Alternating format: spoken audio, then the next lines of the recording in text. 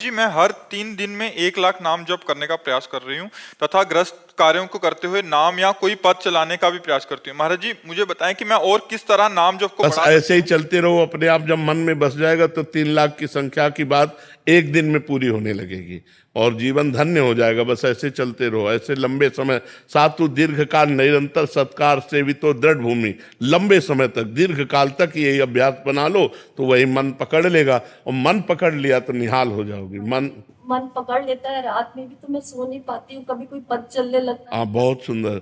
और उसमें हानि नहीं होगी। जैसे हम भजन करते हुए जग रहे ना, तो जगने की कोई हानि नहीं होगी उसमें, क्योंकि जो हम संसार का चिंतन छोड़कर गाढ़ नींद में आनंद लेते हैं, वही हम भगवान का चिंतन करते हुए हमारी इंद्रियां पावरफुल हो जाती हैं। दिन भर हम एक्टिव बहुत रहते हैं, कभी ऐसा भी नहीं रहता। खूब खूब नाम जप करो, ज्यादातर गुप्त रखो, अपनी साधना प्रकाशित ना करे।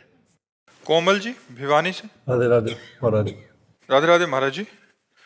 महाराज जी, क्या आज के समय में संसारिक और ग्रस्त जीवन में रहकर भगवान की प्राप्ति की जा सकती है? महाराज जी, इनका प्रश्न नहीं है की कि जा सकती? भगवान की प्राप्ति के लिए जो सबसे ज्यादा जरूरी है वो एकांत और शांत माहौल में रहकर। नहीं, ऐसा नहीं। भगवान की प्राप्ति के लिए एकांत जरूरी नहीं।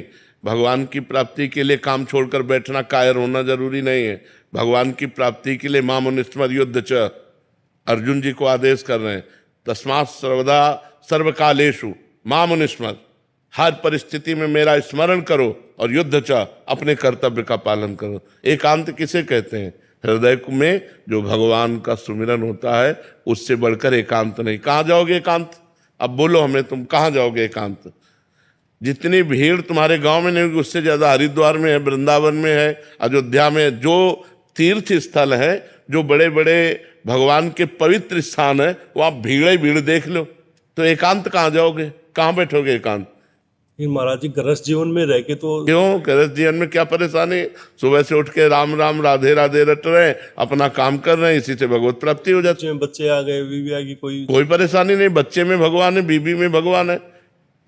हमको भावना ही तो बदलनी है। अपने घर से हम शुरू करते हैं सब में भगवान को देखना, और नाथ सकल संपदा तुम्हारी, मैं सेवक समेत सुतनारी। बहुत बढ़िया भजन हो रहा है। क्या बाबा जी बन करके लोगों से मिलना नहीं होता? क्या पेट भरने के लिए मांगना होता है? 5 घरों में जाके भिक्षा मांगते हैं। और देखो, हम बाबा जी बनकर एकांत सेवन किए पूरे जीवन, और समाज में हमको जितनी समाज दी गई, कितनी समाज दी गई? तो भगवान ने दिया कि नहीं दिया? दिया तो समाज ही, वही समाज आपको दिए। तुम्हारी तो छोटी समाज है, तुम्हारे 5-6 लोग होंगे घर में, हमारे 500 लोग हैं। विरक्त और गृहस्थ जोड़ लो तो 50,000 हो गए। तो हमारा कहने का तात्पर्य है, एकांत का मतलब है हृदय में भगवान का सुमिरन करना। एकांत में कहीं भी बैठ जाओ जाके, तुम्हारा अभी तो भजन का मन करता है, और एकांत में बैठ जाओगे तो भोगों का मन करेगा। लिख लो कागज में। अभी घर में हो तो वृंदावन आने का मन करता है, और वृंदावन में आके तुम्हें हम सब सुविधा दे दें, एक कमरा समय से टिफिन कमरे में पहुंच जाएगा। भजन करना है, आप भाग ना जाओ तो मैं बता देना। जब लड़कवा कहता है ना पापा, वो जब कान में आएगी सावा, भाग जाओगे। एसी रूम छोड़ के भाग जाओगे। लेकिन महाराज जी, अगर हमारे जैसे हम अपने घर में हैं और हम कोशिश कर रहे हैं नाम जप की, और हमारे घर वाले मांस मदिरा सब कुछ चल रहा है, तो अब यही दुर्भाग्य है। ये दुर्भाग्य है कि ऐसा कुसंग मिला है। मतलब अब इसको हम क्या कह सकते हैं कि एक व्यक्ति है जो भगवान के नाम का जप करना चाहता है, भगवान, लेकिन फिर भी भक्ति हो सकती है। क्योंकि जब लंका में भक्ति हो सकती है तो भक्ति हो सकती है, नहीं हो सकती? भगवान विभीषण जी से कह रहे हैं, जिम दसनन मो जीभ बिचारी, जैसे 32 दांतों के बीच में बड़ी कोमल जीभ रहकर अपना काम चला लेती है, नहीं चला रही, ऐसे ही लंका में पूरा लंका निश्चर निकर निवासा। यहां कहां सज्जन करवासा, लेकिन वहां भी विभीषण जी ने भक्ति की। ऐसी भक्ति की कि भगवान ने कहा तुम सरीखे संत प्रेम रे। और वहां तो हमें लगता है केवल विभीषण जी ऐसे होंगे जो मांस न खाते होंगे, नहीं तो सब मांस खाने वाले थे। मदिरा और मांस का तो वहां मतलब आहार ही था। कुंभकर्ण के लिए पूरा एरिया जमा किया जाता था। जब जगता था तो एरिया के भैंसे खा जाता था। जैसे अपने पकौड़ा खाते हैं ना, ऐसे वो भैंसे खाता था। भैंसे है, बकरी है, सब मतलब तभी भगवान ब्रह्मा जी ने उसे 6 महीने सोने का, कि एक दिन जगे 6 महीने सोए ले तो पूरी सृष्टि का आहार कर जाएगा। ऐसे लोगों के बीच में रहकर उसने भजन किया। तो आप घबराइए मत, वो जो जैसा करेगा वैसा फल पाएगा। आप अंदर ही अंदर राधा जपिए, अंदर अंदर इसलिए करें कि बाहर कंठी बांधोगे, तिलक बांधोगे तो मांस मदिरा पीने वाले लोग वो आपका हो सकता है विरोध करें। तो हमें लगता है भक्ति विरोध नहीं। अगर कोई कह रहा कंठी ना बांधो तो ये ले उतार के रख दिए। भक्ति अंदर का विषय है, बिल्कुल संसारी बन के रहो और अंदर राधा राधा जपो, तुम्हें भगवान की प्राप्ति होगी। भजन से भगवान की प्राप्ति होती है, ना कि बाबा जी बनने से भगवान की प्राप्ति होती है, ना कहीं भागने से भगवान की प्राप्ति होती है। सच्ची मानो, आप अपने घर में मेहनत की कमाई का जो अन्न पा रहे हो और जो भजन कर रहे हो और कभी भूखे टूटे को आपने भोजन करा दिया, ये सबसे बढ़िया बात है। हम लोगों का हिसाब कटता है, जो हम वस्त्र पहने इसमें इसका भजन जाता है, जो प्रणाम करते हैं उनको भजन जाता है, जो भोजन देते हैं उनको भजन जाता है। ये सब फ्री नहीं है, यहाँ सबका टैक्स है। और अगर भजन कम पड़ गया तो हमको नरक जाना है। हरे हरे शिष्य धन शोक न हरई, सो गुरु गोर नरक मा परई। अच्छा, आप इस भागवतिक टैक्स से बचे। मेहनत की कमाई से कपड़े पहनते हैं, मेहनत की कमाई खाते हैं और अपनी मेहनत की कमाई दूसरों को भी दे देते हैं। गौ सेवा, संत सेवा, आए हुए अतिथि की, भिक्षुक की सेवा। तो गृहस्थी धर्म बहुत बड़ा है। हम लोग गृहस्थी धर्म में ही पैदा हुए और गृहस्थी धर्म से ही हमारा पोषण होता है। पोषण भी गृहस्थी धर्म से होता है। अगर ये आप लोग समझते हो कि गृहस्थी धर्म में भगवत प्राप्ति नहीं हो सकती, तो आप सच्ची मानो, सबसे पहले गृहस्थी को भगवत प्राप्ति होगी। पर धर्म से चले। अब पराई बहनी बिटिया से गंदी बातें करो, शराब पियो, मांस खाओ तो नरक जाओगे। चाहे और अगर अच्छे आचरण करोगे, 4 रोटी अपने से बचा करके गौ सेवा, संत सेवा में दे दी, तो वही तुम्हें भगवत प्राप्ति कराएगा। खूब नाम जप करो, कोई परेशानी नहीं। कहाँ भाग के जाओगे? आज हमें एकांत बता दो, कहाँ एकांत है? कहीं एकांत नहीं बचा। हिमालय में भी चले जाओ तो वहां भी लोग आजकल जो है जहां भी एकांत समझते हो वही शूटिंग शुरू है।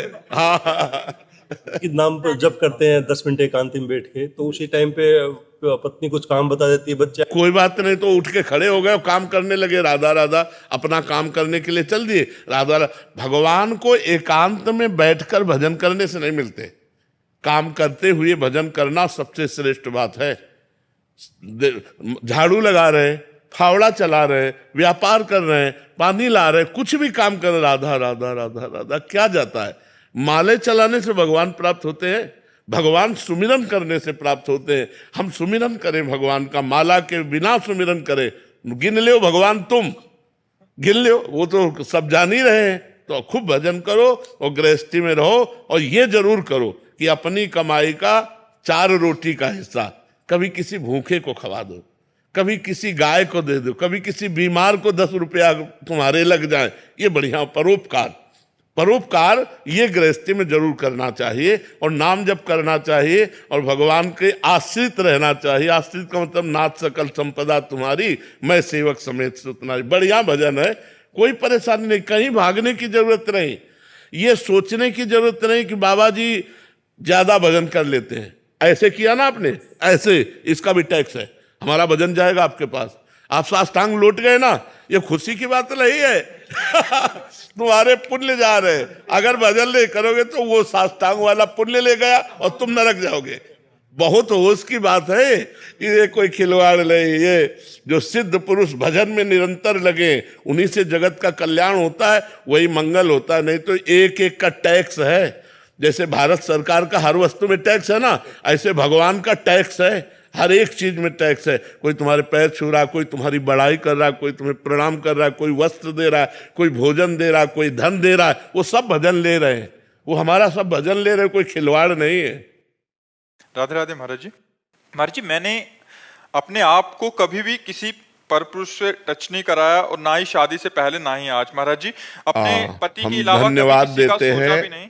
धन्यवाद देते हैं। ऐसी माई बहनें अगर अपने जीवन को पवित्र रखें तो हमारे समाज का बड़ा मंगल हो जाए। ऐसी माताओं बहनों से जो पुत्र होते हैं वो राष्ट्र भक्त और भगवत भक्त होते हैं। जो व्यभिचार प्रवृत्ति से युक्त हैं वो ऐसे संतानों को उत्पन्न नहीं कर सकती, उनमें क्षमता नहीं है। ये जो गर्लफ्रेंड बॉयफ्रेंड चला है, गंदी बातें चली है, ये बहुत खतरनाक है। हम मतलब हमारे हृदय शीतल होता है जब कोई कहता है मैं धर्म से चलता हूँ, मैं कभी किसी को इस गंदी बातें नहीं। ये तो एक मतलब आश्चर्य की बात है।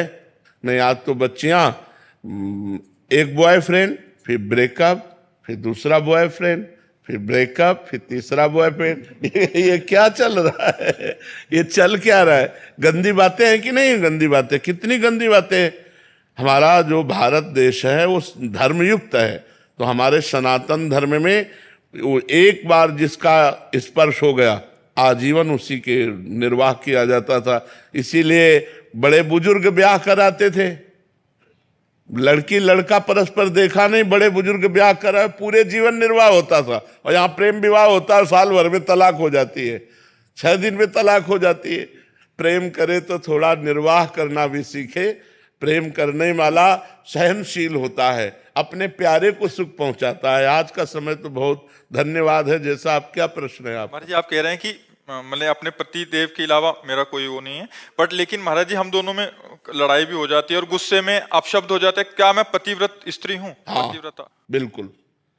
हम भगवान के भक्त हैं और हमें कोई परेशानी पड़ी और हम उसको निपटा नहीं पाते तो हम नाराज भी होते हैं भगवान से। छोटा बच्चा जब गिर पड़ा, अम्मा दौड़ के उठाने गई तो उसने बा के थप्पड़ जमाया कि अब उठाने आए हो, जब हम गिर रहे थे तब कहाँ थी? जब हम गिर रहे थे तब छोटा बच्चा नहीं गिर जाता। और माँ थी तो माँ से ही लड़ता है, माँ को, क्योंकि वो जानता है माँ के सिवा मेरा कोई नहीं है। अब मैं गिर गया तब उठाने आई हो, तो गिरने के पहले उठा लेते। ऐसे हम लोग भगवान से भी लड़ जाते हैं। तो कभी कभी जैसे आप पति से लड़ जाते हैं, ऐसे हम परम पति से लड़ जाते हैं। लड़ना भी एक प्रेम का अंग है, लड़ना भी एक प्रेम का अंग है, उसे मान कहते हैं।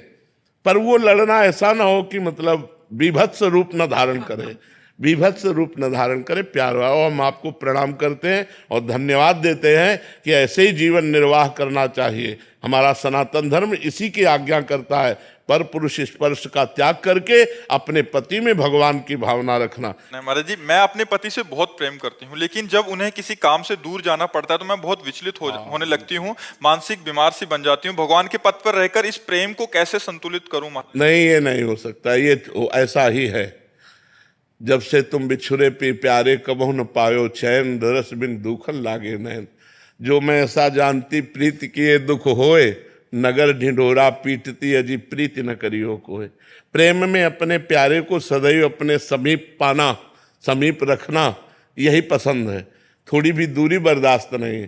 पर जब अपना प्रीतम, अपना प्यारा दूर जाता है तो उसी के चिंतन में, उसी के वियोग में समय काटना, ये प्रेमियों का स्वभाव है। यही प्रेमियों की महिमा है कि वो अपने प्यारे के सिवा अपने मन को शांत करने के लिए किसी दूसरी वस्तु, व्यक्ति, स्थान का वो संस्पर्श नहीं प्राप्त कर सकते। अपने प्यारे के लिए वो रो रो करके समय व्यतीत करेंगे।